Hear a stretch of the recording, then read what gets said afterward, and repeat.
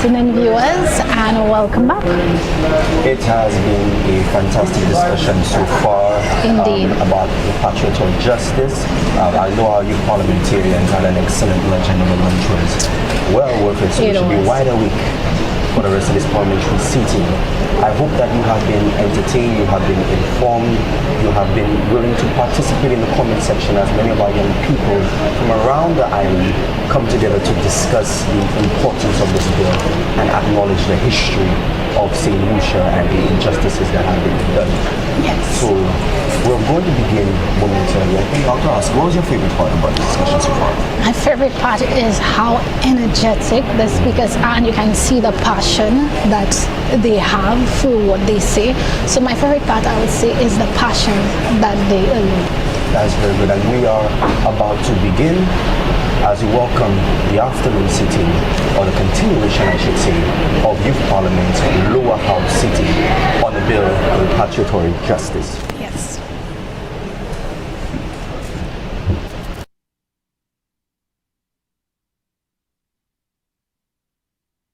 Discussions. Commend our young people who are sitting here today, and make sure that you share, you comment, and you show love to our young people.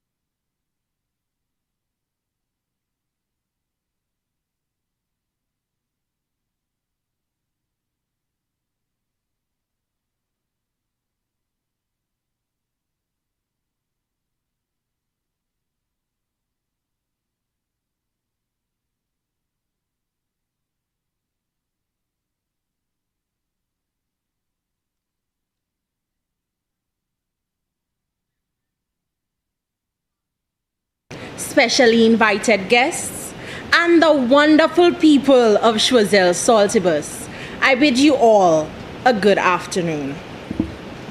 Mr. Speaker, let me begin by thanking the people of my constituency for bestowing upon me the honor of representing them in this honorable house. Merci en pile pour l'honneur zot ban mwen, ek pou confiance la zot mette en mwen. Léa wive, c'est Léa qui wive. Pour réparation, c'est Léa qui wive. Pour yo mande pardon, c'est Léa qui wive. Leve ish bondye, pas Léa ja wive. By the late innocent Imam. Mr. Speaker, ou san ish bondye, leve parce que le réparation ja wive. I stand here on behalf of every young person in Choiseul Saltibus who has dreams bigger than that of their current circumstances. I stand here on behalf of the youth in St. Lucia who dream of relief from a system which was designed with the weight of barriers built long before they arrived. I stand here on behalf of the parents in Choiseul Saltibus and St. Lucia by extension, who dream of a life without working themselves to exhaustion just to survive. And Mr. Speaker, I stand here today remembering those whose blood, sweat, tears, and even lives built empires and got nothing in return. Mr. Speaker, the late Martin Luther King Jr. said, and I quote, "We are now faced with the fact that tomorrow is today. we are confronted with the fierce urgency of now. Mr. Speaker, if there was ever a generation that understood the urgency of now, it is this generation. Because nowadays, the youth in their own parlance, the youth and them tired. We tired of hearing just be patient. We tired of hearing your time will come. And we tired of hearing study harder, only to feel like success is locked behind the gates and we just can't reach it. As the young people would say, the struggle is real. And Mr. Speaker, it real bad. And whilst people love telling Caribbean youth to work harder, very few want to acknowledge the history of the system that was designed to make life harder in the first place. George Beckford, in his book Persistent Poverty, shows that European powers built massive wealth from slavery and colonialism, whilst Caribbean societies were left struggling with poverty, underdevelopment, and economic dependence. Walter Rodney similarly shows how Europe underdeveloped Africa, proving that Africa's poverty was not natural, but merely manufactured by European extraction, the destruction of local industries, the deliberate blocking of development. Mr. Speaker, do you know why the Egyptian pyramids are still in Egypt? It is because they are too heavy to be carried. Pisa siwe, si yo te sa point sa tout, yo te kay point. But I digress. Mr. Speaker, let me be clear on one thing. The issues that we face today are systematic, and thus they require systematic redress. Today, I rise to speak on reparations and the reparatory justice movement. But let me be precise. Reparations are not alms. Reparations are not charity.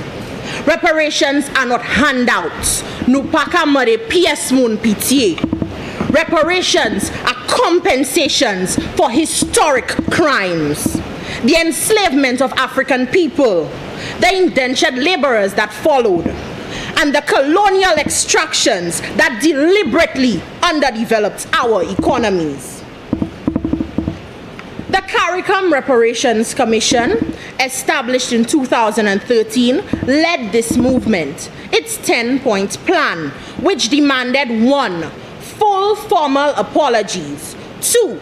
Debt cancellation, 3. Cultural rehabilitation, 4. Public health and educational investments, 5. Technology transfer and economic support. Mr. Speaker, our own government has endorsed this.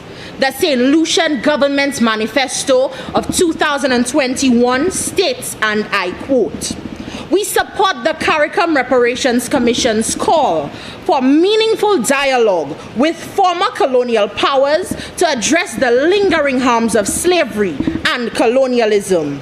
Similarly, the 2025 to 2026 budget address confirmed, we have allocated increased resources to develop programs that recover, perceive, and celebrate our African heritage. This, Mr. Speaker, is our national contribution to the broader Caribbean's effect for reparatory justice.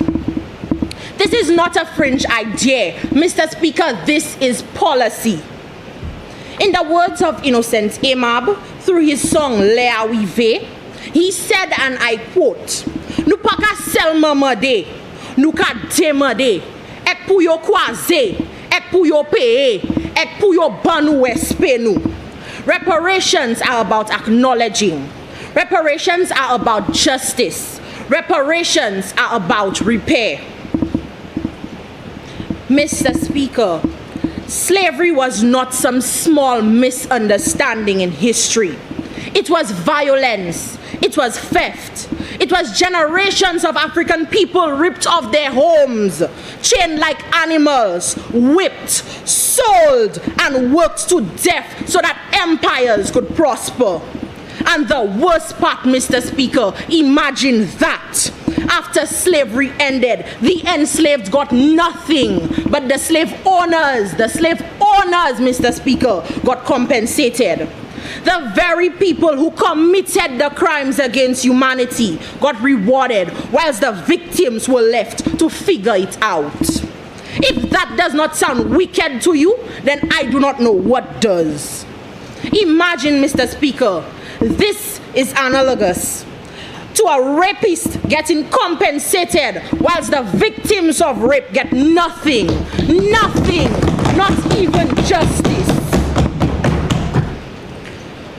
The Brattle Group, commissioned by the University of the West Indies, calculated that Britain owes 18.6 trillion in reparations for the harms of transatlantic chattel slavery. That calculation amounts to loss of liberty, foregone earnings, mental pain and anguish during slavery, as well as intergenerational trauma, loss of heritage, differences in life expectancy, unemployment, and economic disparities that persist to this day. So when someone tells you, Mr. Speaker, that slavery happened a long time ago and that you should move on, you tell them this: Britain's industrial wealth was built on Caribbean blood. And that wealth never left. It became hospitals, it became railroads, it became universities, banks, and generational family fortunes. The benefits are still compounding, but the descendants, Mr. Speaker, they are still waiting. The effects of that history are still alive today, whether people want to admit it or not. We see it when young people, university graduates, are drowning in school debt and still can't find work. We see it when students in some communities still struggle with access to technology and proper resources. Take, for instance, Mr. Speaker, my alma mater, the Soufriere Comprehensive Secondary School. It, which has survived as a secondary school for upwards of 5 decades, yet it cannot sustain internet access across the entire school. A school which had its first computer laboratory in the early 1980s, Mr. Speaker. We see it when so many talented Caribbean youth feel like migration is the only way to make it, exposing themselves to the possibility of being made stateless and even locked away as criminals. Mr. Speaker, too many young people nowadays have resigned to a life of just wake up, stress, survive, and repeat. I say again, a life of just wake up, stress, survive, and repeat. Bob Marley sings, "Everywhere is war," and Morgan Heritage cries, "Nothing to smile about." And Mr. Speaker, honestly, that is exactly what many Caribbean families and St. Lucian families alike feel. The CARICOM Reparations Commission is demanding that former colonial powers take responsibility for the lasting damage caused by slavery and colonialism. And no, reparations are not simply about receiving money in envelopes. This generation's thinking is bigger than that. Mr. Speaker, instead of exploitation, expropriation, erasure, and enslavement, we stand for energy dependence, education, entrepreneurship, and economic development. Imagine if reparatory justice helped fund free university education for Caribbean youth. Imagine students being able to focus on learning instead of stressing about how to pay tuition. Imagine proper youth innovation centers in communities like Choiseul-Saltibus, where students feel inspired and could learn coding, digital skills, renewable energy technology, and business development, receiving the support that they need instead of haying that can't make money.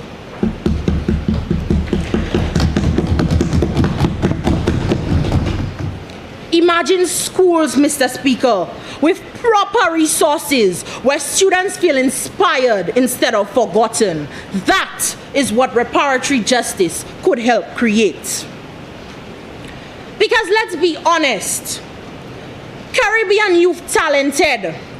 They're talented bad, and they're smart, and they are creative, and they are resilient.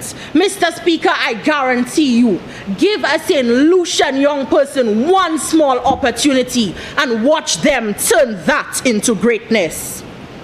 But too often, our young people are surviving off of pure vibes, off of determination and prayers. As we would say in St. Lucia, "Nou ka fè mi wake pan yen." We are making miracles out of almost nothing, Mr. Speaker. And whilst resilience is admirable, resilience should not become an excuse for governments and the international communities to ignore the grave injustice committed. Mr. Speaker, colonialism did not only rob Caribbean people financially, it attacked identity too.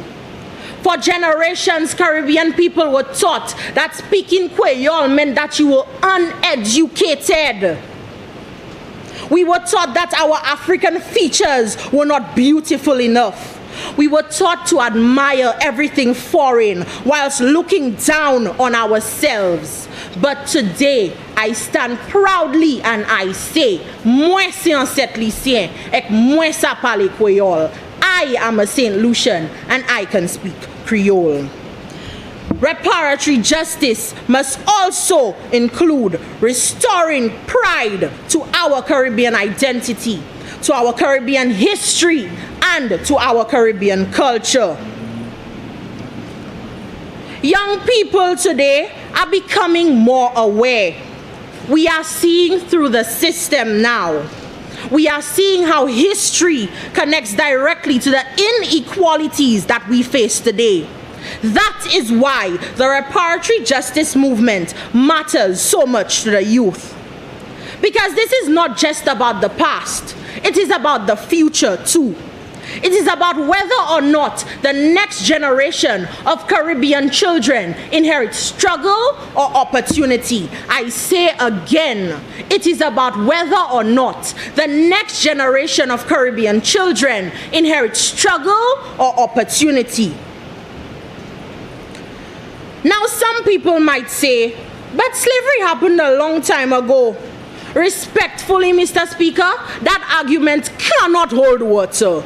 Because if countries can still benefit from wealth created during slavery, then surely they can still take responsibility today too, no?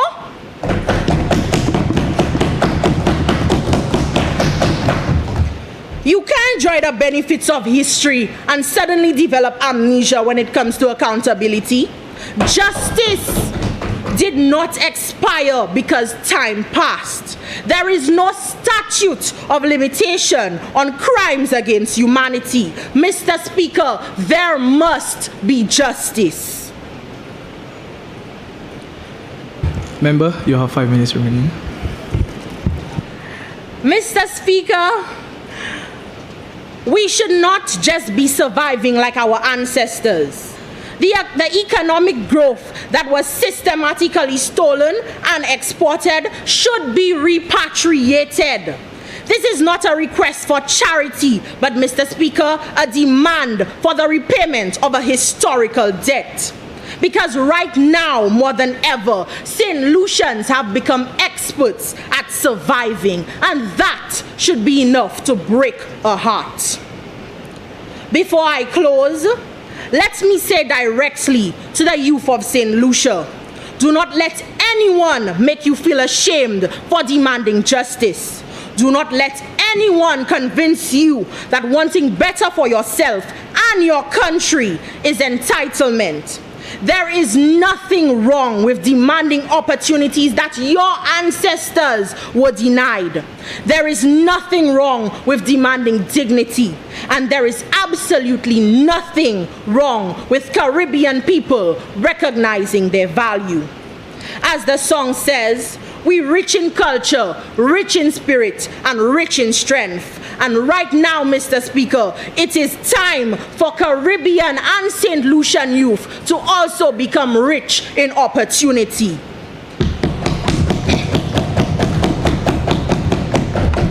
So today, on behalf of the people of Choiseul Saltibus, on behalf of generations whose voices were silenced, I say clearly and unapologetically, reparatory justice cannot wait.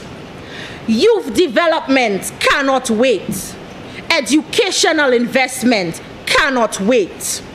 Mr. Speaker, I end as I started with the words of the late innocent Aimab.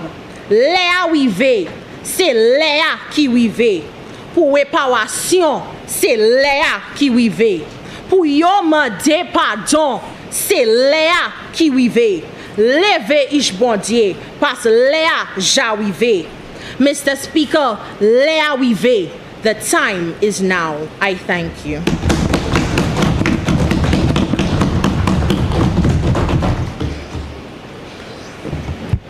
Member for Vieux-Fort South.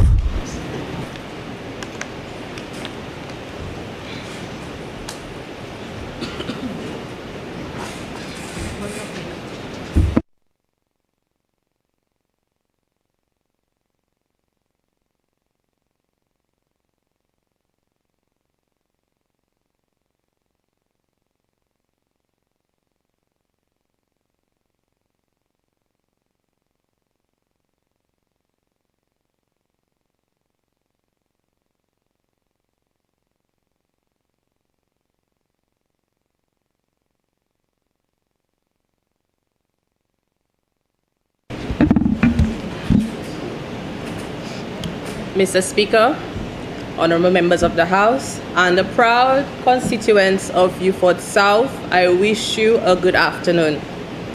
Mr. Speaker, we, though labeled as the opposition, do not oppose reparations. We have no reservations about their validity. Our ancestors did in fact suffer inhumane atrocities, the effects of which are still being felt socially, economically, and psychologically. We know reparations are owed. We know justice is owed. And we know that if reparations are properly pursued, properly managed, and properly invested, they can bring meaningful benefits to our developing nation. To the residents of my constituency listening today, I do not rise merely to speak for you.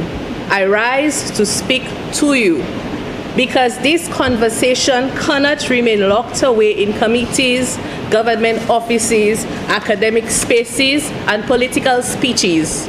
This conversation belongs to you. It belongs to the farmer, the vendor, the student, the teacher, the unemployed youth, the single parent, the elder who remembers the stories passed down, and the children who deserve to know the truth about where they came from. If reparatory justice is being pursued in the name of these people, then the people must not be treated as spectators in their own story. The people must understand it. They must question it, help to shape it, and ultimately be inspired with the passion to carry it as their own national cause. Mr. Speaker, our concern is not with the justice of the cause. Our concern lies with the feasibility, practicality, and structure of the motion presented today. To move towards implementation without first ensuring proper public education and national understanding is rushing towards failure. A cause this important cannot be carried by passion alone. It must be carried by the informed voices, confidence, and participation of the very people in whose name it is being advanced. Our friends on the other side is asking for the unreserved implementation of the 10-point plan established by the CARICOM Reparations Commission. The Commission has framed the region's call for reparatory justice through this plan. By implementing it fully and without reservations, we would be agreeing that St. Lucia's reparatory efforts should be guided by that plan as it stands. I admire our willingness to stand in solidarity with our Caribbean brothers and sisters as we endeavor to move as one body in seeking the justice that is owed to us. I can feel the passion that went into creating this plan.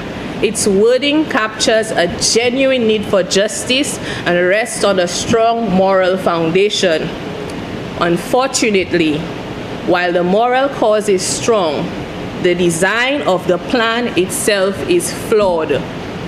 The intended outcome is admirable, but if St. Lucia is being asked to adopt the CARICOM 10-point plan fully and without reservation, then the plan must be able to function as more than a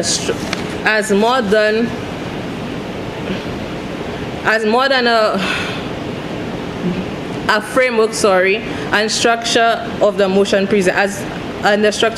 presented today, to move towards implementation without first ensuring proper public education and national understanding.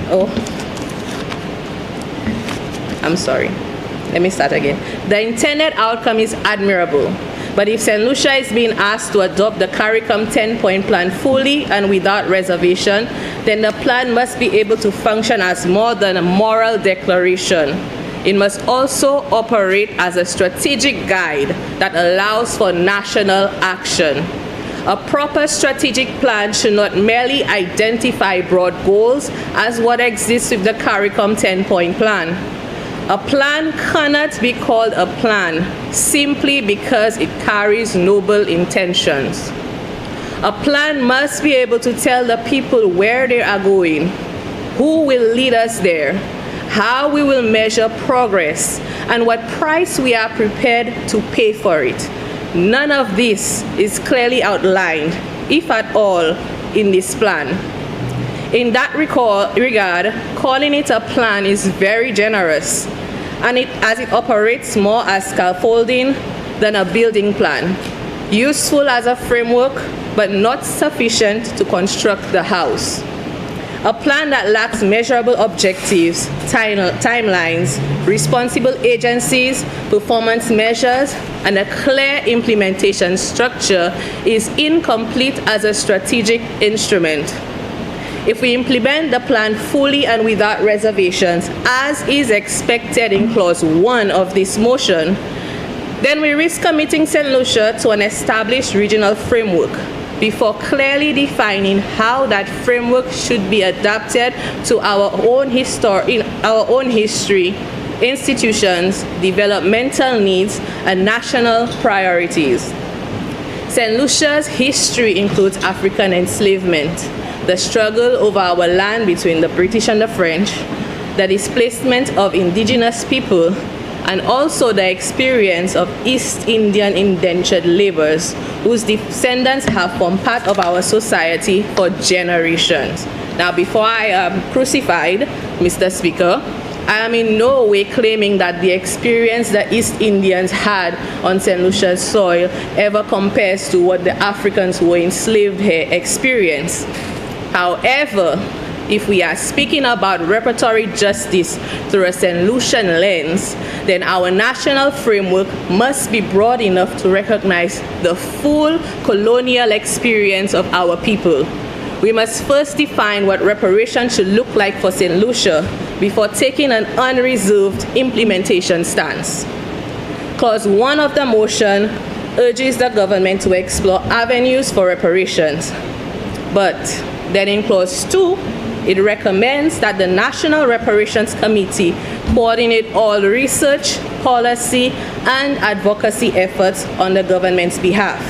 So now I ask the question, Mr. Speaker, Who is directing whom? Where does accountability ultimately fall? This motion assigns role without clearly establishing where government responsibility begins and where the committee's authority ends. I am not opposed to a committee, but let us not create a game of hot potato, a system where responsibility is passed around but never firmly held. Undefined limits may result in us working against ourselves in a genuine effort to achieve the same goal. It risks duplication of initiatives, delay in implementation, and a blame game where the government may claim, hey, the committee is leading, while the committee may also claim, hey, I'm only acting under direction of the government. Our government is asking us to support an expanded role for the Reparations Committee. Us includes you, my fellow constituents who are listening in today. They expect us to endorse this motion without first properly explaining what it is or what their plan is in achieving it. Our people must understand what they are being asked to support, why they are being asked to support it, and who will act on their behalf. The government has, though very vaguely, expressed the how on their 9-point list, because, Mr. Speaker, that's exactly what this motion is, a list. They may even claim to have already begun the work through the established committee. But, Mr. Speaker, how many of our ordinary citizens outside of government circles even know that such a committee exists? Do the people we represent know the committee's mandate, the work it has accomplished, or who even occupies the seats of the committee? Public education cannot only be about convincing people to support reparations. It must also explain the institution being asked to lead and coordinate the process. If the public cannot readily identify its members, its mandates, its achievements, or its reporting structure, then it has not yet earned the public's confidence required to act on their behalf, much less carry an expanded national mandate. I understand the government may believe that broadening the role of the National Reparations Committee will strengthen our national effort. However, the government is asking us to support a wider mandate and greater coordinating authority without first establishing sufficient transparency around the committee. I have not seen a readily accessible public report, financial statement, current work plan, updated calendar of activities, or performance review that allows the public to properly scrutinize the committee's work. And if such documentation does in fact exist, then in an age where information is at our fingertips, why is it not readily accessible to the people in whose Member for name? South, sorry. Member for Castries East. Sorry. Member for Castries Office. I'd like to stand on a point of order, Mr. Speaker. Unless the member would like to elucidate further, I believe that we've heard this exact argument from all the previous opposition members.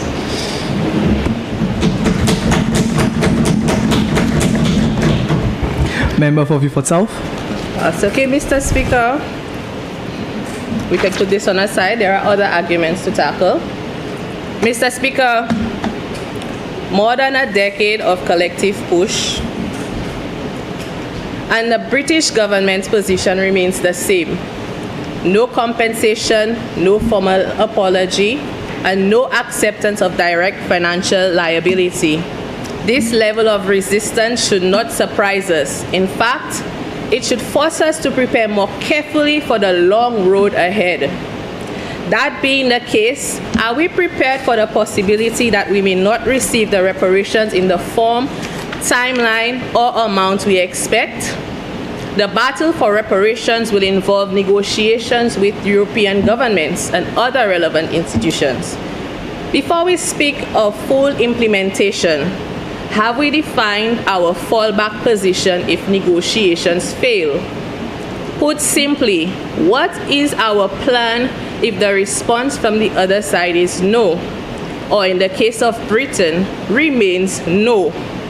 How do we intend to manage the diplomatic and development consequences if pushback from countries with which we still maintain important economic, educational, climate, and diplomatic relationships? If we do not understand our fallback position or the minimum outcome we are prepared to accept, then why are we being asked to commit to full and unreserved implementation? Mr. Speaker, it would seem that our friends on the other side have already decided that the voices of our constituents do not matter. Several times throughout the debate, they have referred to the motion as a resolution, and according to the member of Micoud South, a bill.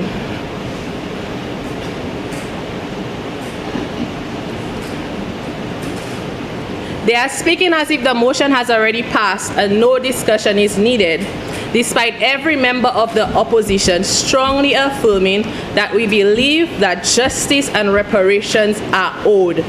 Our friends on the other side continue to treat us as the enemy of progress. They fail to grant us the same listening ear that they are demanding from us, Mr. Speaker. Our aim has always been to critique the strength of this motion, not reparations. Mr. Speaker, we must be careful because endorsing ambiguity today can allow it to be used as an excuse for failure tomorrow. Clause 5 of the motion calls for comprehensive education reform to include African and Caribbean history, cultural identity, and reparations awareness. But I ask, did we really need a reparations motion to discover that our children should be properly taught African and Caribbean history? The motion is also vague in its treatment of education because it does not specifically identify St. Lucian history, which is central to our national identity. Should education reform already not be a national priority? If education reform is necessary, then let us treat it as a serious national responsibility and not as a vague attachment to a motion paraded in this honorable house as progress.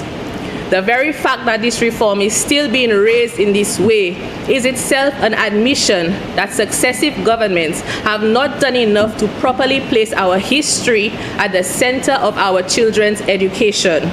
That speaks to our failure to preserve, teach, and honor our own history and culture, a failure that does not require reparations to correct. Clause 8 of the motion mentions supporting the creation of funding mechanisms to invest in community development, education, and youth empowerment initiatives. 3 words, Mr. Speaker. Minister of Finance. Mr. Speaker, I must ask the Honorable Prime Minister, do these areas not already fall within your responsibility? If we need to state this in a motion aimed at reparations, what have we been doing for the last 47 years? Community development, education, and youth empowerment should not have to wait for reparations to become priorities.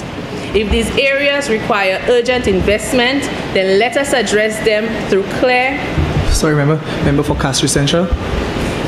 Mr. Speaker, I'd like to stand on a point of order. Mr. Speaker, nowhere does it state that the government is going to wait for us to get reparations. So I'd like the member to withdraw what she said, that we are waiting to get reparations to invest in these certain areas. We are not, and the motion never states that. Member for Castries East. Mr. Speaker, the member did not indicate what he was raising on a point of order for, and also in not indicating that, he also did not take into account that his members were the ones who said that reparation fund would be used for X, Y, Z. One member said it would be used for... Member, she did say it. So, member for Vieux-Fort South, please withdraw your statement. Mr. Speaker, I would like the member to explain where exactly I said we are waiting for reparations to enact it. Member, I heard it too, eh? Mr. Speaker, you misheard because that's not what I said. Member, it's live. Mr. Speaker, I can bring the speech so you could read to understand what I said. Member, I heard you.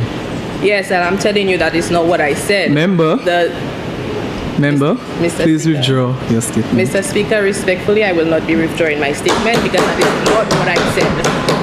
Member, The members.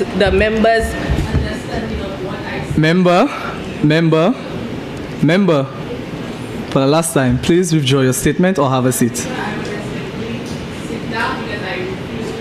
Thank you, member. Please take your seat.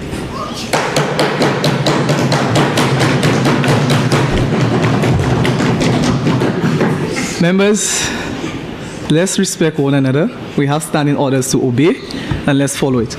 Member for Library.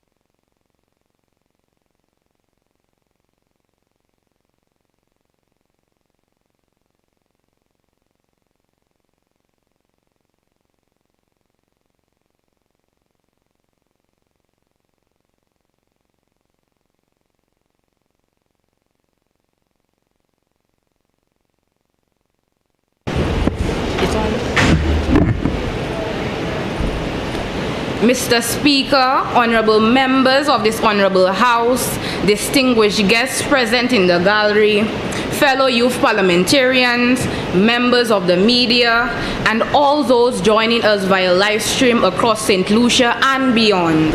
A pleasant and respectful good afternoon to you all. Bon après-midi dit tout le monde. Mr. Speaker, this honorable House is not merely debating policy. We are debating responsibility, historical accountability, and whether the consequences of centuries of exploitation require meaningful and structured action in the present. Mr. Speaker, the proposal before this House is clear. It acknowledges the displacement of indigenous people. It acknowledges the brutality of racialized chattel enslavement. It acknowledges the economic systems upon which colonial powers prospered. And it acknowledges that the effect of those systems continue to shape inequality, vulnerability, and underdevelopment across the Caribbean today. Mr. Speaker, I rise in full and unwavering support of the Repertory Justice Motion 2026. I do so not only as the parliamentary representative for Labrie, but as Honorable Jade Albert, Minister for Health, Wellness and Nutrition. Mr. Speaker, from where I stand, repertory justice is not merely a political issue. It is not merely an economic issue. It is fundamentally a human issue, and more specifically, a public health issue that continues to manifest in measurable outcomes across Caribbean societies. Mr. Speaker, as Harriet Tubman, a formerly enslaved woman, once reminded us, I quote, "Every great dream begins with a dreamer. Always remember you have within you the strength, the patience, and the passion to reach for the stars and to change the world," end quote. Mr. Speaker, this reminder is not simply poetic, it is instructive. It speaks to resilience in the face of systemic oppression and the belief that transformation remains possible even after profound injustice, Mr. Speaker. Repertory justice is therefore a public health necessity because health does not begin in hospitals. Health begins in homes, in schools, in communities, and in the social and economic conditions that shape daily life, Mr. Speaker. Some wounds are visible, measurable, and immediate, but there are deeper wounds that do not appear on the surface, wounds that do not fade with time, wounds that are carried across generations, wounds that are reflected in our hospitals, in our schools, in our homes, and in the lived realities of Caribbean people today. today, Mr. Speaker. These are the wounds of poverty, food insecurity, chronic illness, mental health challenges, and unequal access to opportunity. These conditions are not accidental. They are the lingering consequences of systems that were never designed to protect the dignity, well-being, and development of the people they governed. Mr. Speaker, for generations, Caribbean societies were structured primarily around extraction rather than development. Economic systems were designed to benefit colonial powers externally, while local populations endured conditions of deprivation. Internally, Mr. Speaker, communities were built to produce wealth, but not necessarily to retain it, Mr. Speaker. As a result, many Caribbean states entered independence carrying structural disadvantages that continue to affect social development today. This reality, Mr. Speaker, is important because underdevelopment does not simply disappear with time. When healthcare systems are historically underfunded, when education systems are unequal, when access to land and economic opportunity remains limited, their effects often extend across generations. Therefore, when we speak about reparatory justice, we are not speaking solely about the past. We are speaking about inherited consequences that continue, Mr. Speaker, to shape the present realities. Mr. Speaker, a society cannot expect equitable health outcomes while structural inequalities persist in housing, income, education, and food access. Where inequality is built into systems, it inevitably becomes visible in health outcomes, Mr. Speaker. Across the region, non-communicable diseases remain among the leading causes of death. According to the Pan-American Health Organization and regional health data, non-communicable diseases account for approximately 60 to 75% of deaths across Caribbean states, including diabetes, hypertension, cardiovascular disease, obesity, and kidney disease, Mr. Speaker. These figures are not abstract. They represent families affected, productivity lost, and healthcare systems placed under sustained pressure. They represent a public health burden that is deeply structured in nature, Mr. Speaker. These are not isolated medical conditions. They reflect realities shaped by generations of inequality, nutritional dependency, and limited access to preventable care. Mr. Speaker, from a food security perspective, CARICOM regional reports indicate that many Caribbean countries import approximately 60 to 80% of the food they consume. This creates significant vulnerability in both economic and health systems. A region that cannot consistently feed itself cannot fully guarantee the nutritional well-being of its people, Mr. Speaker. This dependency has contributed to increased reliance on processed foods high in sugar, sodium, and unhealthy fats, directly influencing rising rates of chronic illness across Caribbean societies. Food insecurity is therefore not only about hunger, it is about nutrition, development, and long-term human capacity. It is about the children unable to concentrate in classrooms due to inadequate nutrition. It is about families making difficult economic trade-offs between affordability and health. It is about communities trapped in cycles of illness and economic limitation. Mr. Speaker, it is also about dignity. There is little dignity in families being forced to choose between affordability and proper nutrition. There is little dignity in children attending school, unable to fully engage because their nutritional needs are not consistently met. There is little dignity in communities becoming increasingly dependent on imported products while local agricultural capacity struggles to expand sustainably. Mr. Speaker, as Minister for Health, Wellness and Nutrition, I believe national well-being must include the ability of people to access safe, affordable, nutritious food without experiencing economic hardship. Public health cannot be separated from economic stability because poverty itself often becomes a health risk. In this regard, Mr. Speaker, food security must be understood as a foundation pillar of national health. Mental health also forms a critical dimension of this discussion.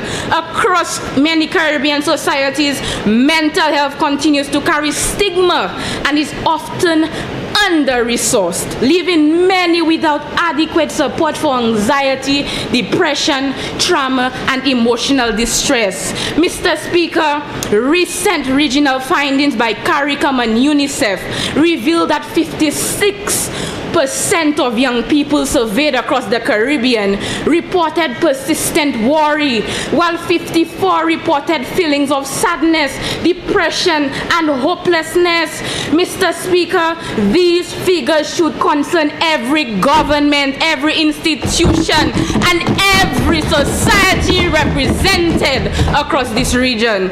Mr. Speaker, because behind every statistic is a young person quietly struggling to cope, a family attempting to understand emotional distress, or an individual suffering in silence while support remains limited and inaccessible. Mr. Speaker, the Pan American Health Organization has also reported that the mental health treatment gap across Latin American Caribbean exceeds 77%, meaning that many individuals experiencing mental health challenges still do not receive the adequate care and treatment they deserve, Mr. Speaker. It must be recognized that trauma does not disappear with time. It transforms and is often transmitted across generations.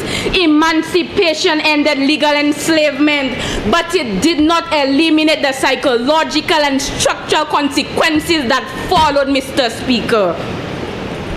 Where trauma is not addressed, it often manifests in other social outcomes, including violence, substance abuse, emotional instability, and cycles of social vulnerability. Across the Caribbean, Mr. Speaker, many individuals continue to suffer in silence due to stigma surrounding mental health support. Far too often, emotional distress is dismissed rather than treated with compassion and seriousness. Young people in particular, Mr. Speaker, are navigating increasing social pressures, economic uncertainty, violence, online pressures, and emotional strain. When societies lack adequate support system, trauma becomes normalized rather than addressed, Mr. Speaker. This is why investment in mental health services, counseling support, community programs, and emotional wellness initiatives must form part of any serious discussion surrounding long-term national development and reparatory justice. Mr. Speaker, healing requires more than remembrance. It requires sustained investment in systems that support emotional, psychological, and social well-being. Mr. Speaker, as Minister for Health, Wellness and Nutrition, I must also highlight healthcare inequality across the Caribbean region. Many healthcare systems continue to face shortages in infrastructure, staffing, medical resources, and specialized services. In several territories, Mr. Speaker, citizens are required to travel overseas for treatment that should be accessible within their own countries. Mr. Speaker, I am hearing families and friends say, "Moi malade, mani l'argent, moi ni pour aller Martinique pour traitement, moi ni cancer, cancer en tête, cancer en tété, cancer en l'estomac, moi pas ça pour ça encore. I am sick. I don't have money. I have to go to Martinique for treatment. I have cancer in my head, cancer in my breast, cancer in my stomach. I cannot take it anymore. Mr. Speaker, these are not isolated expressions of frustration. These are the realities many Caribbean families continue to face at this present time. Far too many of our citizens continue to feel crippled not only by illness itself, but by the financial burden, emotional strain, and unequal access to adequate healthcare and treatment. We cannot afford, Mr. Speaker, to become comfortable listening to the repeated cries of our people, while structural inequalities continue to limit access to care, support, and opportunity for recovery. Mr. Speaker, healthcare workers continue to operate under significant pressure, while rural and underserved communities experience unequal access to care. These disparities are not incidental. They reflect long-standing structural limitations that must be addressed through coordinated development. In many Caribbean territories, Mr. Speaker, healthcare professionals continue to work tirelessly. Despite significant limitations in staffing, equipment, infrastructure, and specialized services, healthcare workers, Mr. Speaker, carry enormous responsibility under difficult conditions because they remain committed to serving their people. However, Mr. Speaker, commitment alone cannot replace investment. Mr. Speaker, true development requires systems that are sustainable, accessible, equitable, and adequately resourced. It requires healthcare systems capable not only of responding to illness, but also promoting prevention, wellness, education, and long-term quality of life. Mr. Speaker, reparatory justice in this context is not assigning personal blame. It is about revisiting history. It acknowledges that many structural inequalities visible today develop within historical systems whose effects continue to shape economic, social, and public health realities across the Caribbean region. The continued presence of disparities in healthcare access, food security, climate vulnerability, and economic opportunity demonstrates why these discussions remain relevant in the present day. Mr. Speaker, therefore, reparatory justice must be viewed not as an act of division, but as part of a broader commitment to equity, development, and human dignity. Mr. Speaker, inequality is not a historical concept. It is a present-day reality. A region historically structured for extraction was never designed with the well-being of its people as a central priority. Therefore, reparatory justice must also be understood as a process of rebuilding systems to better serve populations they affect. Climate vulnerability, Mr. Speaker, must also be addressed within this proposal. Small island developing states such as St. Lucia remain among the most climate vulnerable regions globally. Climate change is not only an environmental issue, it is a public health issue. Member for Library, you have 5 minutes remaining. Mr. Speaker, extreme weather events disrupt food systems. Rising temperatures increase health risks. Natural disasters place pressure on healthcare infrastructure. Climate-related displacement contributes to psychological and economic instability. Although the Caribbean contributes minimally to global emissions, it bears a disproportionate burden of impact. Mr. Speaker, following major disasters, healthcare systems often experience severe pressure. Access to medication may become disrupted. Families may experience displacement and psychological distress. Food production may decline, increasing nutritional vulnerability and economic strain. Vector-borne illness may also increase due to the changing environmental conditions. Mr. Speaker, small island developing states continue to demonstrate resilience despite these challenges. However, Mr. Speaker, resilience should not mean carrying disproportionate burdens without adequate international responsibility and support. Mr. Speaker, how can we speak of equality today while ignoring the system that created inequality yesterday?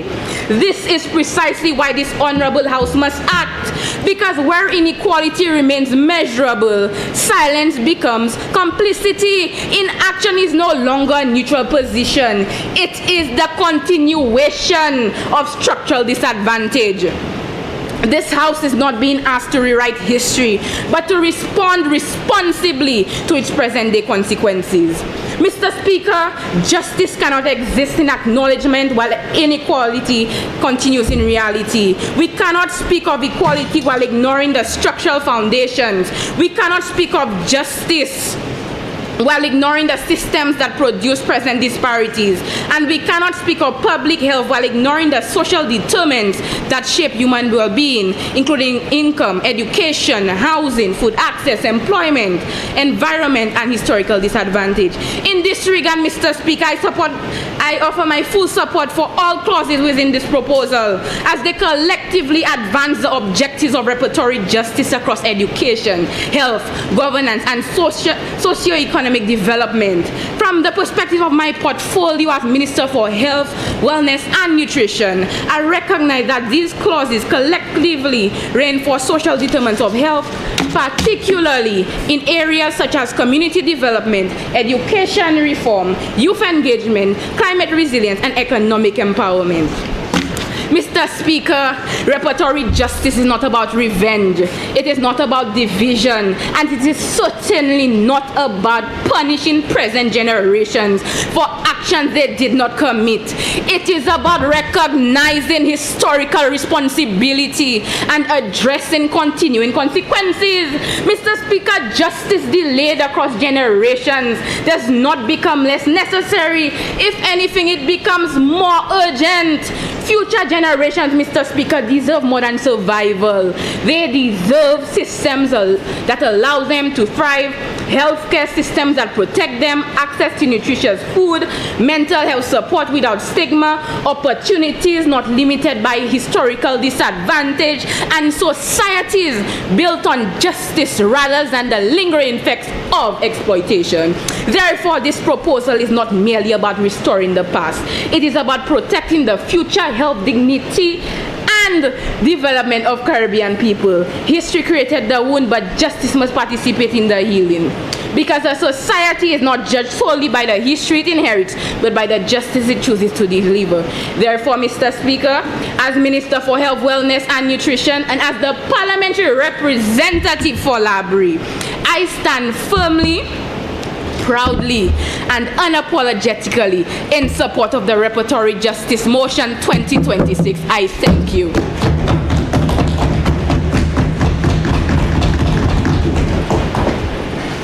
Member for Castry South.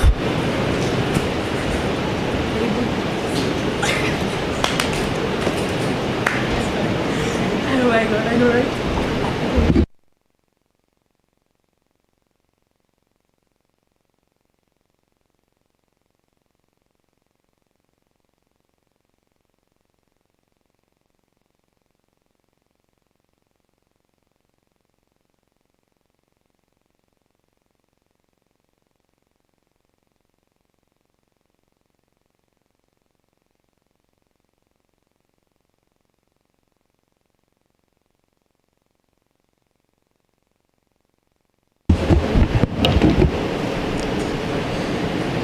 Mr. Speaker, honorable members, good afternoon. I must first acknowledge my fellow members as we stand united, adorning African wear, Madras prints, symbols of resilience, identity, and pride. We honor our ancestors who endured centuries of slavery and colonial brutality. Their unity carried them through hardship. Today, our responsibility is to guide our St. Lucia toward its repair and justice. We also recognize the Kalinago and their painful history of displacement that marked the earliest periods of colonial settlement in this land. Reparations are not past alone. It is about the present and the future we owe our people. This honorable house has declared that reparatory justice is a moral, legal, and historical obligation owed to the people of St. Lucia and the wider Caribbean. I therefore rise in support of the action, both regional and national, alignment with the CARICOM 10-point plan for reparatory justice, and a St. Lucian framework that delivers real repair through education, development, and accountable implementation. A member from the opposition said they simply cannot stand for impracticality, ineffective, and so on policies. It seems the same intellect they said we lack, they are lacking more than us. Because if you see this resolution as such, then it simply shows you didn't do your due diligence in understanding what we are trying to implement. Support for reparations cannot be reduced to mere sentiment. It is grounded in responsibility. Our national resolution recognizes slavery and the transatlantic trade as crimes against humanity and acknowledges that the effects continue to manifest in structural inequality and underdevelopment. The International Committee has likewise reaffirmed the prohibition of slavery and the slave trade and has underscored education, awareness arising, and effective remedies as necessary responses to persistent historical and structural inequalities. We St. Lucia are not starting from scratch. Our National Reparations Committee already exists to guide the work. Our House must support clear legislation to ensure that any reparation resources are managed transparently and in the public interest.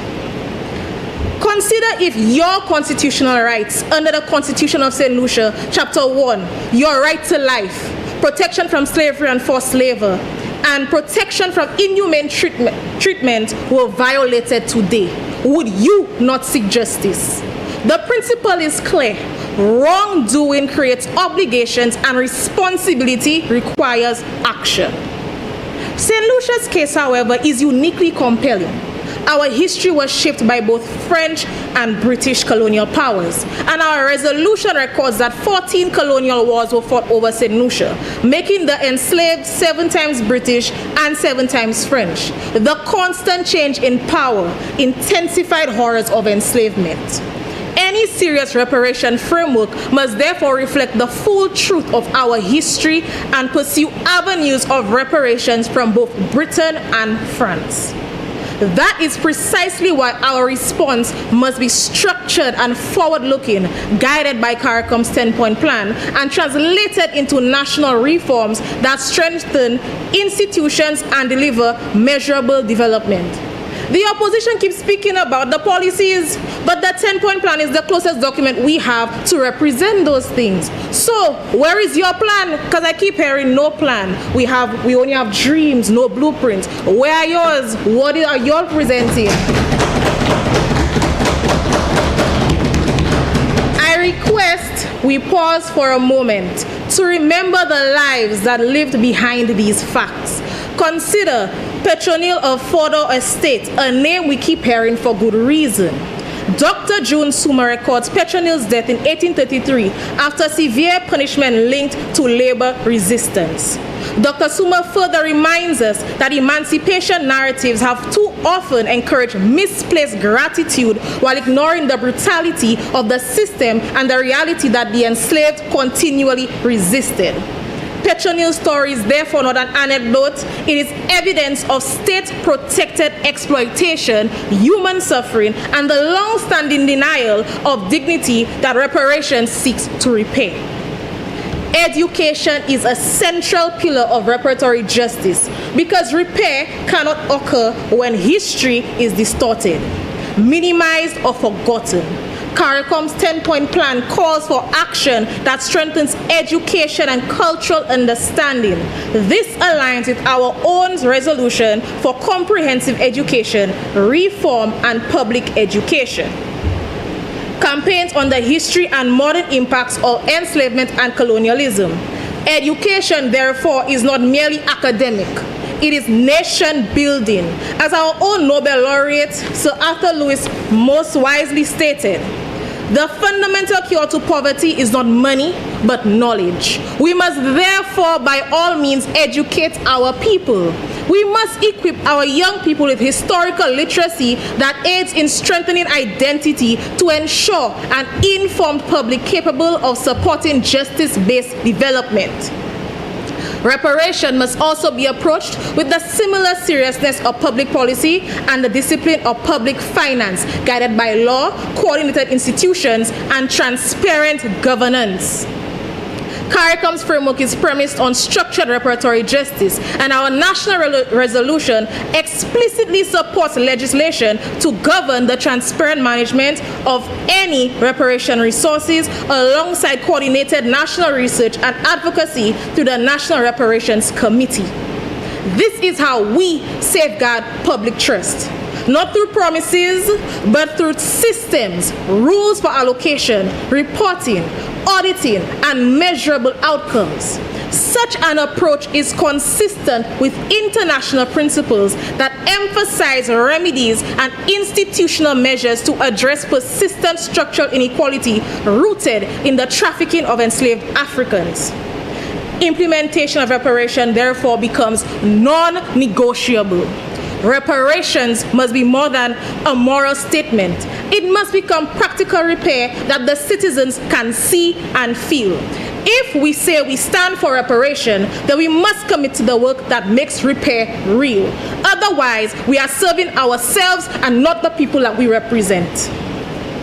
The mandate for the Public Service Ministry is to lead human resource management and development and drive ICT modernization to deliver efficient and effective public service while regulating key areas that affect daily life and opportunity. Through public service excellence, we commit to policies and sound management practices that produce a high-performing and responsive public service, one that treats citizens with fairness, efficiency, and dignity. Through information and communication technology, we commit to modernization and digital integration of government services to improve the customer service, strengthen transparency, and widen access to services and information. Through transport and utility regulations, we commit to strong oversight of licensing and administration in public transport, including our daily bus routes, and to regulation that protects the public interest and supports reliability and national development. These are practical expressions of what reparatory justice must become: stronger institutions, modern systems, and regulated services that work for people. Member for Babano, are you seeing the blueprint that you have failed to contribute anything but complaints to? As I bring my contribution to a close, let us remember that reparation is not a slogan and it is not a seasonal conversation. It is a serious national duty rooted in justice, strengthened by law, and measured by the real improvements it delivers to our people. We are not starting from scratch. Again, the NRC exists, and this House must back the work with law so reparations is managed transparently and for the public good. If we say we stand for reparations, then we must commit to work that makes repair real. Otherwise, again, we are serving ourselves and not the people we represent. That work means aligning the CARICOM 10-point plan, strengthening national coordination, educating our people, and building systems that deliver development with accountability. I urge this Honorable House to support this motion, not only in principle, but in practice, so that the reparatory justice becomes national progress and repair becomes something our people can truly feel. I thank you.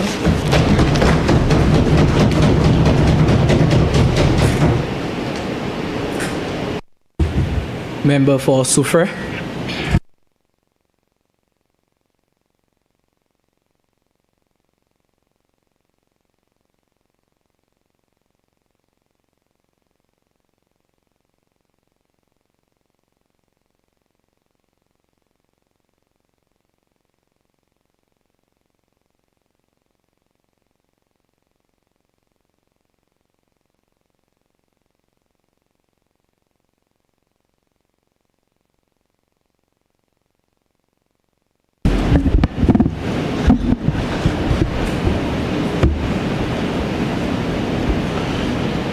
Good afternoon, Mr. Speaker.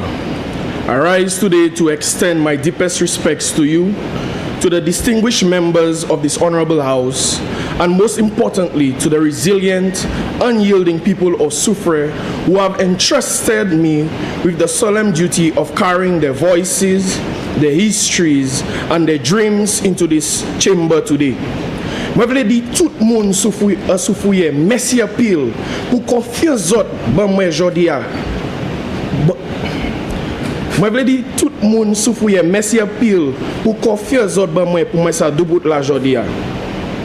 I rise today in this honorable House not merely to engage in a routine political debate, but to stand as a vessel for the unquiet ghosts of our past and a voice for the living flesh of our present. Let me establish the position of this opposition immediately, unequivocally, and without a shed of doubt, so that those on the government side may not dare distort my words for political convenience. We on this side do not deny the horrors of transatlantic chattel slavery. We do not downplay the multi-generational, deep-seated trauma left behind by the British and French empires. And hear me loud, hear me clear, Mr. Speaker. We do not oppose reparations. Reparatory justice is a profound moral, legal, and historical obligation owed to the beautiful people of St. Lucia. The fundamental question before this honorable House today is not whether reparations are owed. They absolutely are. The real burning question is whether this government possesses a realistic, accountable, and fiercely St. Lucia-centered plan to pursue and deploy them, or if they are simply floating on the cloud of vague regional rhetoric which our country waits on bended knee. I cannot stand in this chamber and speak of slavery in abstract academic terms as if it were a distant fairy tale. Soufrière was the absolute beating heart of the plantocracy, where the tears and blood of our ancestors watered the soil. If you walk through Soufrière today, look at the majestic pitons. They stand as silent, eternal monuments. But their shadows fall over fields that once ran red with human agony. Think of the old colonial estates where our people were worked like beasts of burden. The Rabot Estate, the Fordu Estate, Margaret Tooth, Diamond Estate, and Ansmame. Crack! That was the sound of the overseer's whip echoing through the valleys of Soufrière.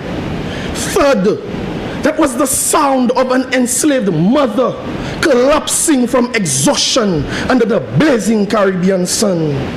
To be enslaved, Mr. Speaker, was to be systematically stripped of your own humanity. It meant that your body was not your own. Your labor was stolen, and your children were treated as mere chattel, branded like cattle under the horrific laws of the past. Historical records show that girls as young as 13 years old were systematically abused on regional plantations.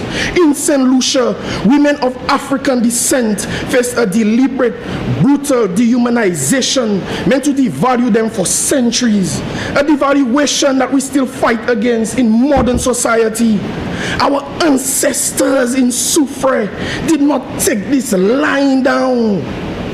They fled into the dense woods of Soufrière and St. Lucia, forming maroon communities. You take a good map pour liberté nous. Every slow day of work, every escape, every act of defiance was a desperate burning demand for freedom, equality, and humanity. And look at what they left us, Mr. Speaker. The colonizers stripped away our names, our clothes, our religions, and our families. But out of the mud of oppression, our ancestors forged a weapon of identity. But they left us our language. Kwa yon se lang maman nou. Kwa yon se sel bagay se colonizer a pate sa point a bako nou. It is the linguistic bloodline that connects us directly to the survival of our ancestors. The only thing the colonizers could not rip from our souls. The legend Bob Marley once sung to us pleading, emancipate yourself from mental slavery. None but ourselves can free our minds. But what is the strategy being presented by this government? They are pinning our entire national development plan to the speculative goodwill of the very external powers that historical justice demands we move away from. They are telling the public we must wait for an unsecured check from Europe before we can fix our localized infrastructure, invest in our schools, or reform our clinics. Mr. Speaker, relying on policy of passive external dependence is the very antithesis of the mental and institutional emancipation Bob Marley championed. True sovereignty means we stop waiting on what isn't coming, start investing in our own domestic resources, and build our own future from within. The cruel irony is that while this government sits around waiting for reparations, those same European masters who are actively closing their doors on us. Look at the facts, Mr. Speaker. On March 5th, 2026, the United Kingdom slammed a massive visa restriction right down on the heads of St. Lucian citizens. Effective immediately on that day, our visa-free access to the United Kingdom was stripped away. Now an everyday St. Lucian traveling to England for family or business must shell out approximately £115 or more out of their hard-earned pockets and stand in long lines for visitor visas. They took our wealth to build the empires, and in 2026 they restrict our mobility into their country, Mr. Speaker. They are still taking from us, still controlling us, and yet this government expects us to wait on their generosity. Furthermore, Mr. Speaker, the legacy of colonialism is written directly into the physical body of our island. The insatiable greed of the plantation economy caused massive deforestation as hillsides were stripped bare to plant sugarcane. The historical environmental degradation has left St. Lucia uniquely vulnerable to soil erosion, landslides, and intensified climate crisis today. The environmental vulnerabilities we suffer are directly linked to the financing of the European Industrial Revolution. Our ecosystem was pillaged, and our people are still paying the ecological price. Mr. Speaker, the government will stand up in this debate and deploy a classic convenient defense. They say no amount of money can be worth the suffering of our enslaved ancestors. Or as the member for Castries Central stated, I quote, reparations aren't monetary. They will use that emotional shield to avoid talking about concrete numbers of financial accountability.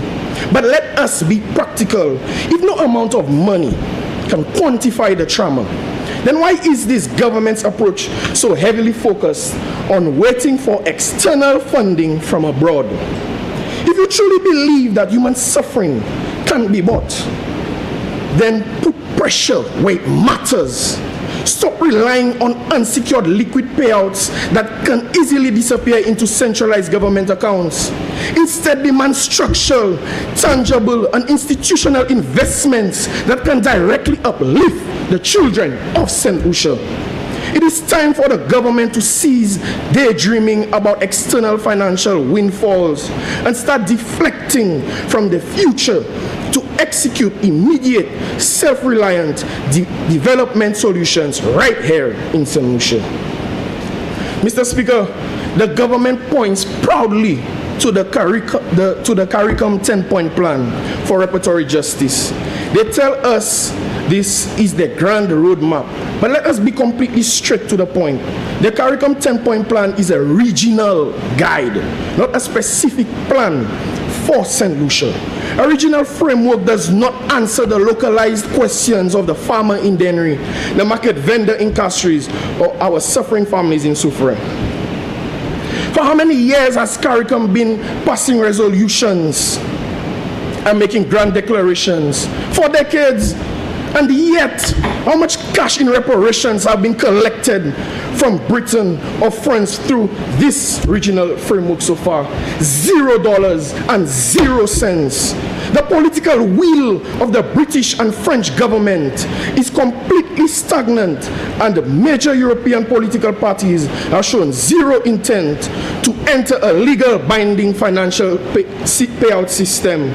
So I ask the government, why must St. Lucia wait on reparations to do what is already within our executive power to do?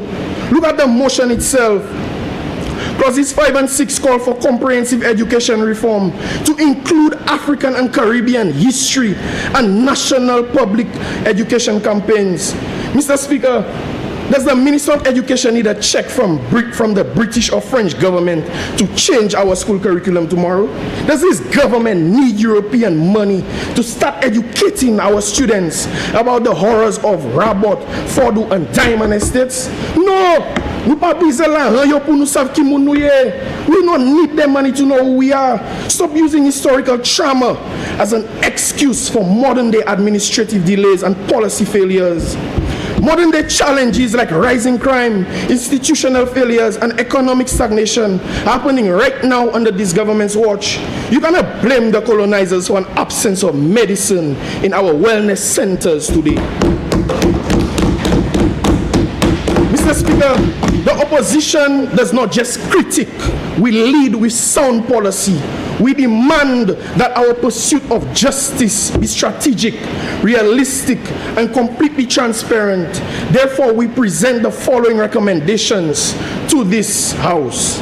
1. Immediate curriculum reform via domestic funds. We must immediately rewrite the national school curriculum to integrate comprehensive African, Kalinago, and St. Lucian history using our current national budget rather than waiting for external funds to teach our children who they are. 2. A localized St. Lucia implementation blueprint. We must immediately design a St. Lucia specific strategy that outlines exactly how future reparation resources or structural investments will be prioritized and distributed directly to heavily impacted historical communities like Soufrière and the wider nation of St. Lucia.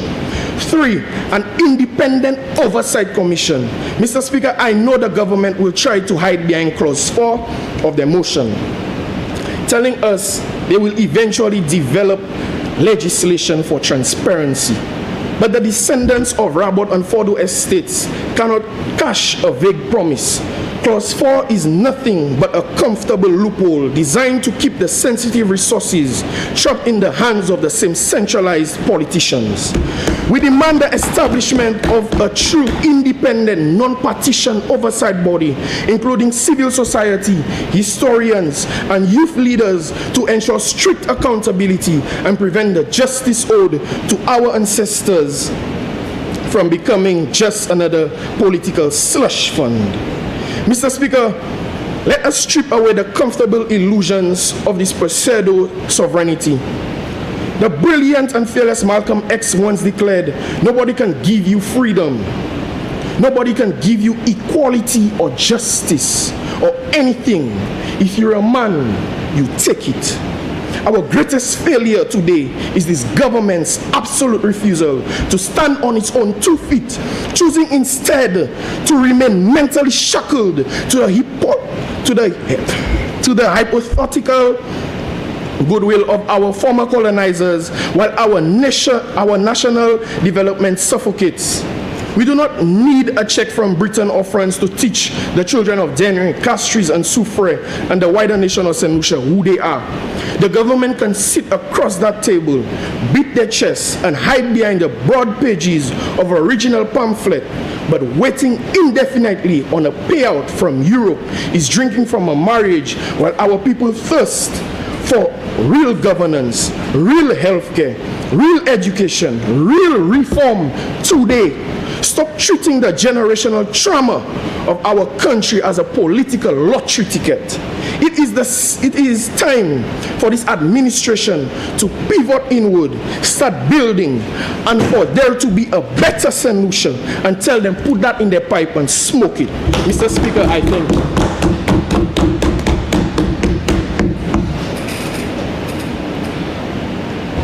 Honorable Prime Minister.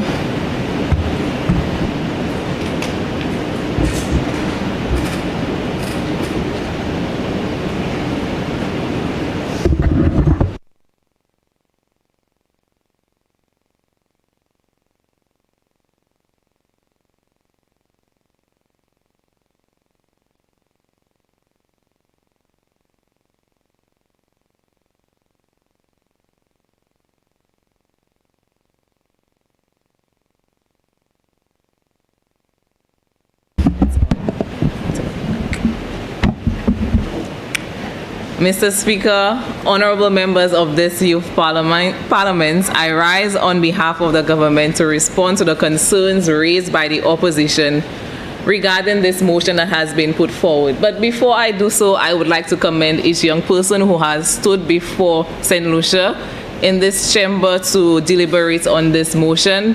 Your contributions have been noted and they are significant. It is also important to note, Mr. Speaker, that we have young people who have embraced our French Creole, Lang Mamanou.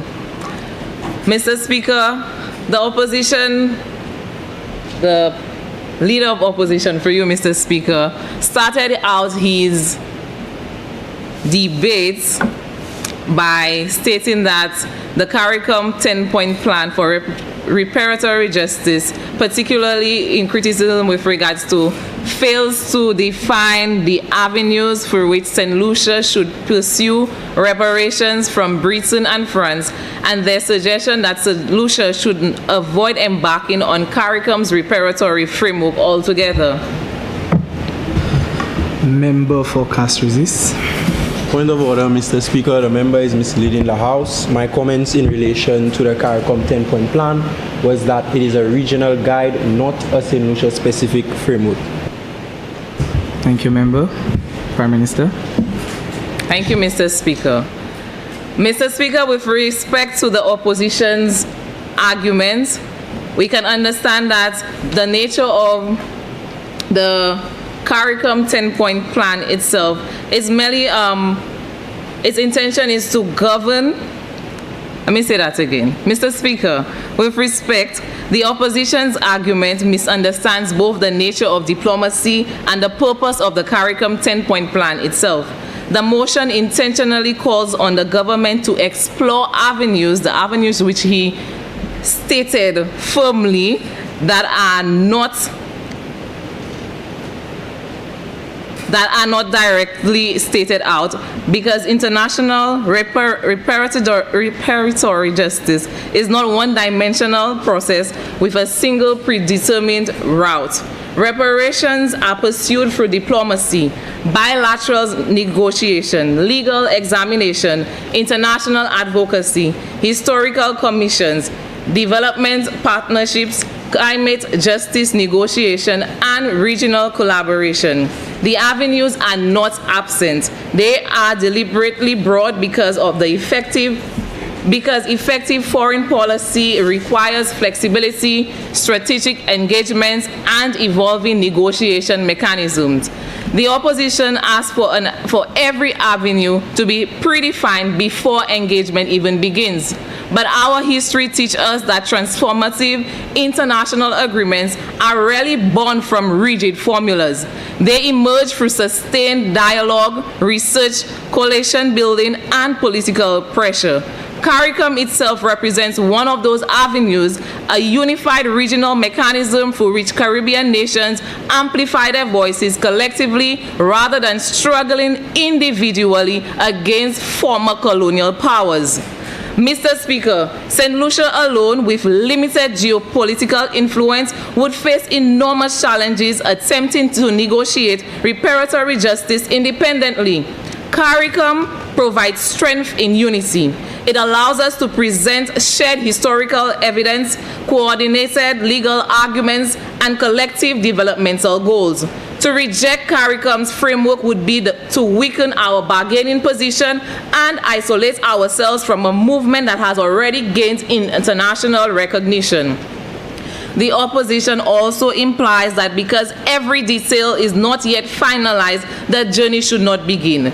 But if our ancestors had waited for perfect conditions before resisting injustice, emancipation itself would have never been achieved. Progress has always required courageous first steps. And let it be clear, Mr. Speaker, the CARICOM 10-point plan is not an unrealistic wish list, nor is it merely symbolic. It is a structured developmental framework grounded in international principles of restorative justice.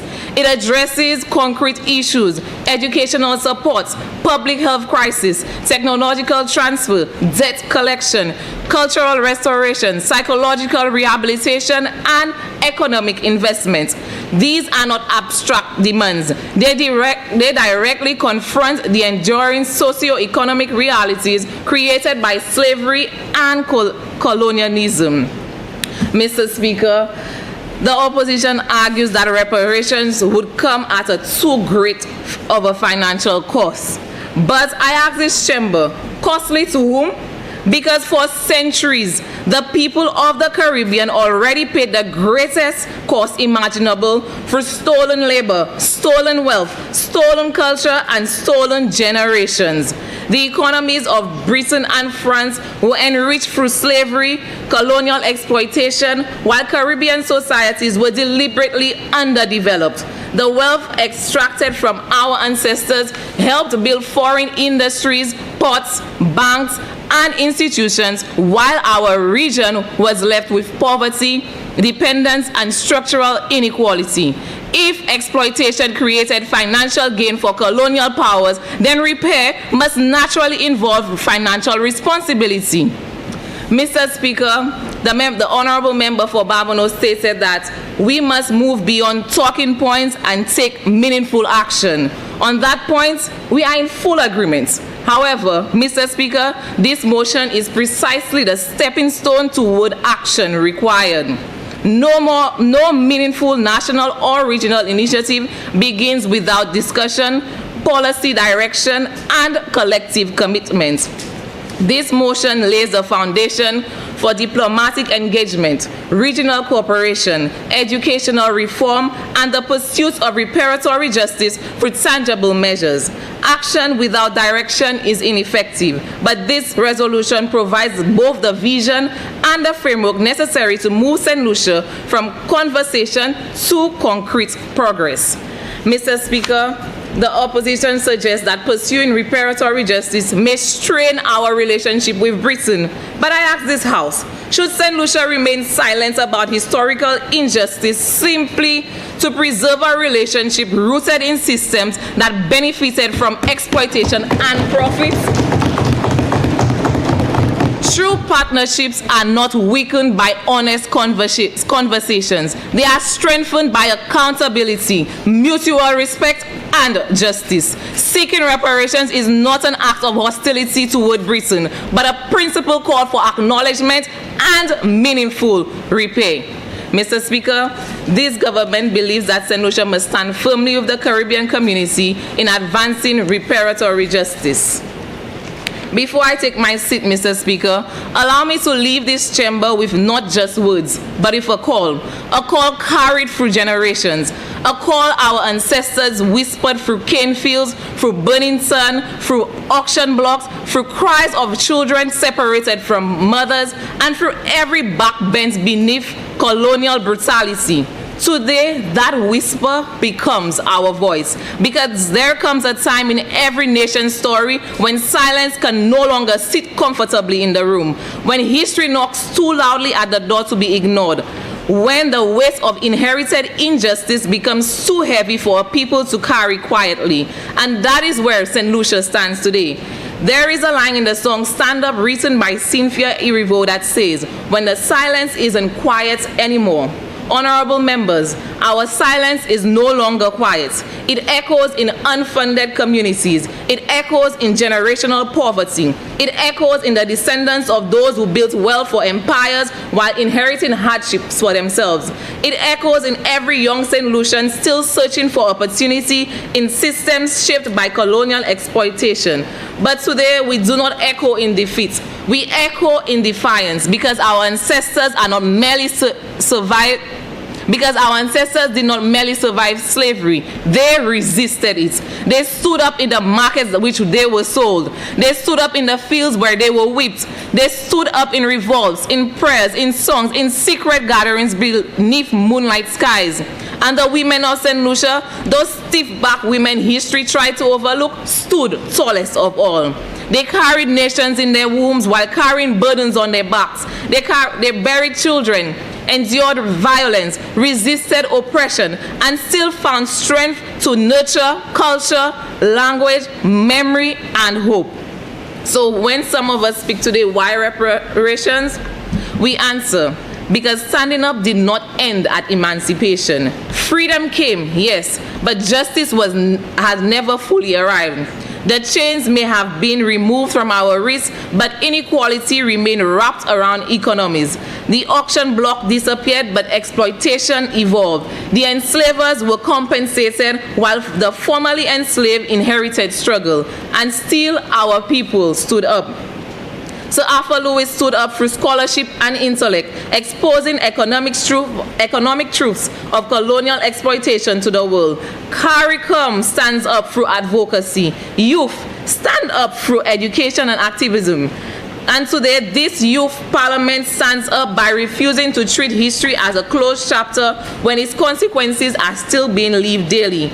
To those who say move on, we say a people cannot heal from wounds they are forbidden to acknowledge. To those who say reparations are unrealistic, we say so too was emancipation before brave voices demanded it. To those who say freedom should be enough, we say freedom without equity is unfinished liberation.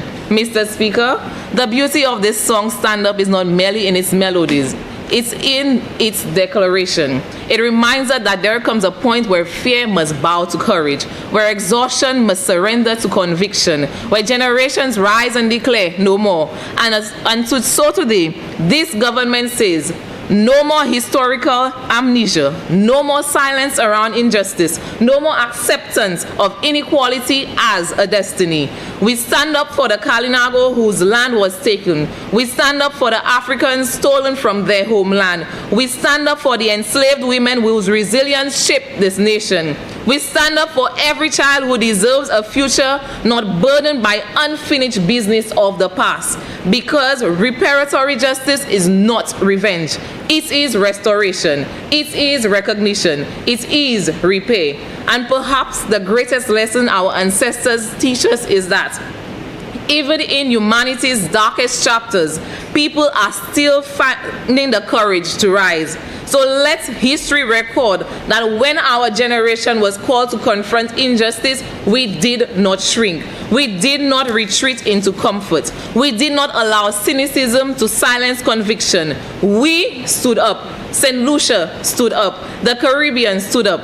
And one day, generations to come will stand taller because we chose courage over complacency, truth over silence, and justice over indifference. Mr. Speaker, the storm may still rage, but as the song reminds us, we'll stand. Thank you.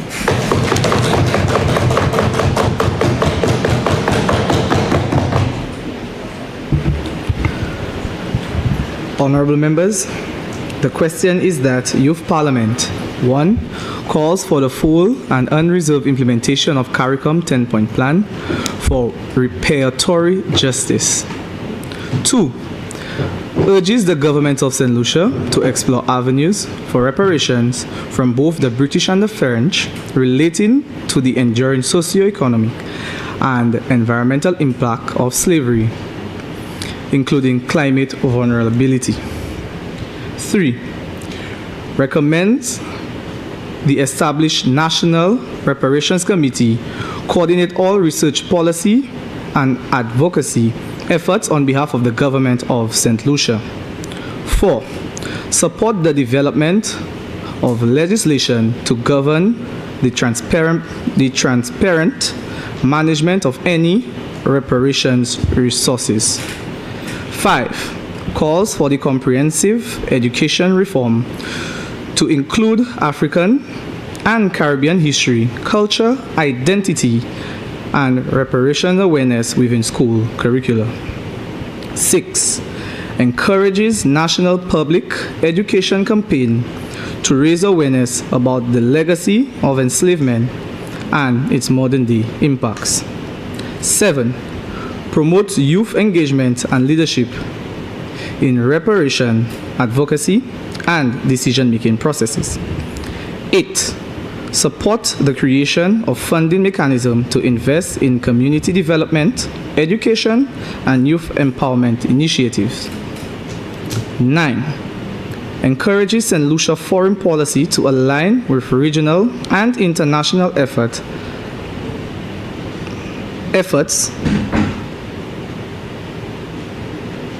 for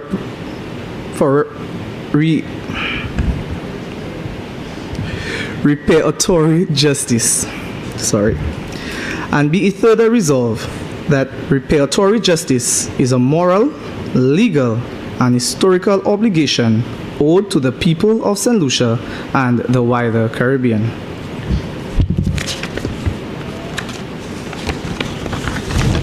I now put the question. As many as of that opinion say aye. Aye. As many as of the contrary opinion say no. I think the ayes have it, the ayes have it. Leader of government business. Mr. Speaker, I move that the House stand adjourned, sine die. Honorable members, the question is that this House do stand adjourned, sine die. I now put the question. As many as of that opinion say aye. Aye. As many as of the contrary opinion say no. I think the ayes have it, the ayes have it. Sitting adjourned. All right.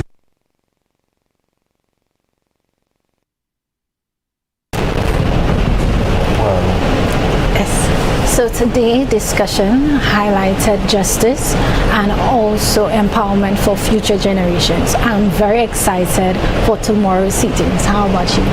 This discussion brought into light history, identity, culture, everything that we usually miss when we go about our daily lives. And this shows that we, the youth, understand reparations. We understand what our ancestors went through to make this wonderful country we call St. Lucia. We want to recognize the young people who came here and sat down, who made a good change. We want to recognize their efforts. We want to recognize their commitment to youth parliament. And also understand, as we put, we want to recognize the young people who have passed and understand that we as a nation stand with them. We stand strong, we stand tall, and we will fight the injustices through either reparations or through activism as we recognize their contributions to society. We want to thank you for tuning in, thank you for coming out, and see you tomorrow for the Upper House sitting, the Senate sitting on this reparatory justice. Have a good afternoon.